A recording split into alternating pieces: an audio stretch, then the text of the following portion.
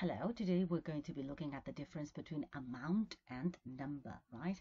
And here the dictionary already tells you amount is uncountable, basically. Most of the times it says also countable, but amount of money, information, work, time, a certain amount of time, huge amounts of data. And here the usage note, amount is most often used with uncountable nouns, right? Cash, space, material, food. But here, in spoken English, you're competing with a massive amount of people. And actually, number was the right word because you count people, right? You're competing with a very large number of people, right? Um, Let me just share these two idiomatic expressions, sorry. Any amount of something, there's been any amount of research. So what you mean, a lot, right? No amount of something, so meaning it will have no effect. No amount of encouragement would make him jump into the pool, right? Very interesting idiomatic expressions. Now, if we go to Fowler's entry on page 49, actually that's what Birchfield tells us, right? Quantity is for amount, a reasonable amount of forgiveness, glue, resistance, or straw, and a certain number of boys, houses, jobs, right? Now, he uses this nice expression, amount is now fast breaking into territory of number, right? So sort of invading the territory of number, right? And one that is very, very popular, no amount of words, right? Nobody says no number of words.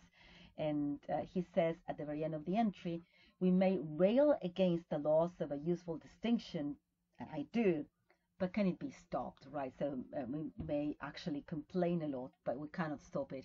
And it's funny because he doesn't take the same view with other uses, right? If we go to the Guardian has its own entry for amount or number. Amount refers to quantity, number to something that can be counted, period, right? An enormous amount of energy was exerted by a small number of people. So number, people, amount, energy. That's it. Very clear and to the point, right? Now, if we go to number, number is for countables, right? Remember, we use high, low numbers, even, pares, odd, impares, right? Números redondos, round numbers. We have the abbreviation and the symbol, right? Remember, this is different. An abbreviation is a shortening. A symbol is just an image that represents something else. Now, when we talk about quantity, number of people, number of cases, number of homeless people, number of students, number of animals, number of problems, all countable things, right? And we have some idiomatic expressions by the numbers, following closely the accepted rules, right? To do something by the numbers. A cushy number, right? An easy job. It's all right for him. He's got a very cushy number, right? And when you have somebody's number, you mean that you know them, right? Lo tenemos calados. Your number is up. The time has come for you to die or lose. Well, it's a numbers game. You can check out the other idioms on your own. You can pause the video if you wish. Now, if you go to Fowler's entry on number, he doesn't talk about this actually. He talks about agreement. And he says that when you say a number of, this phrase usually governs plural agreement. So a number of American banks have been victims. A large number of conductors want to hear something. A number of books were purchased.